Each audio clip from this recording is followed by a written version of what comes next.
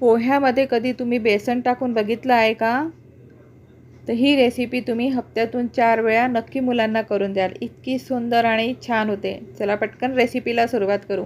1 वाटी आपल्याला पोहे घ्यायचे आहे. इथे मी थोडे जाडे पोहे वापरलेले आहे आणि ते पोहे आपल्याला 2 पाण्याने चांगलं स्वच्छ धुवून घ्यायचं आहे आणि मुरून ठेवायचं.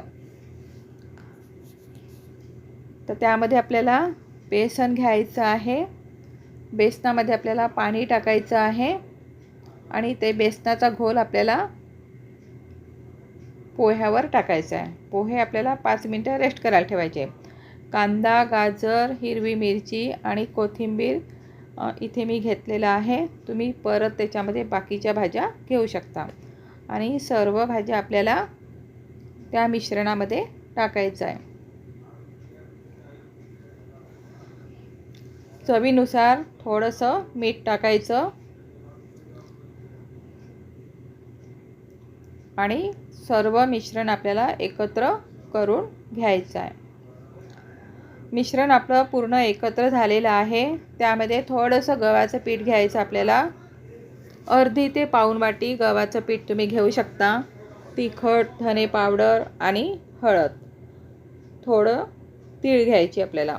1 चमचाभर तीळ घ्यायची आणि थोडंसं पाणी टाकून आपल्याला मिश्रण मिक्स करून घ्यायचं आहे.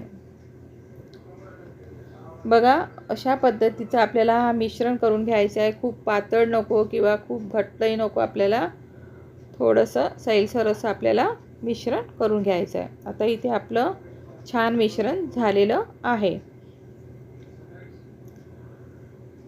तवा आपल्याला गरम करायला ठेवायचा आहे. त्यावर थोडंसं आपल्याला तेल टाकायचं. आता इथे मध्यम आचेवर आपल्याला हा पराठा करून घ्यायचा आहे किंवा तुम्ही याला थालीपीठसुद्धा म्हणू शकता. थोडासा जाडसरच राहू द्यायचा. वरची साईड चांगली होऊ द्यायची. वरून थोडंसं तेल टाकायचं आणि दोन्ही साईडने आपल्याला मस्त असा भाजून घ्यायचा आहे. अतिशय सुंदर आणि टेस्टी लागतो आणि तुम्ही नक्की हा पराठा किंवा थालीपीठ तुम्ही मुलांना करून देऊ शकता. उन्हाळ्यामध्ये सकाळी आपल्याला नाश्ता हवा असतो आणि मुलांना भूक लागते किंवा तुम्ही टिफिनच्या डब्यामध्ये सुद्धा मुलांना झटपट हा नाश्ता करून देऊ शकता. अतिशय पोटभरीचा असा हा थालीपीठ आहे आणि हा नुसतं खायला खूप सुंदर लागतो. परंतु मी टमाटर सॉससोबत खाणार आहे.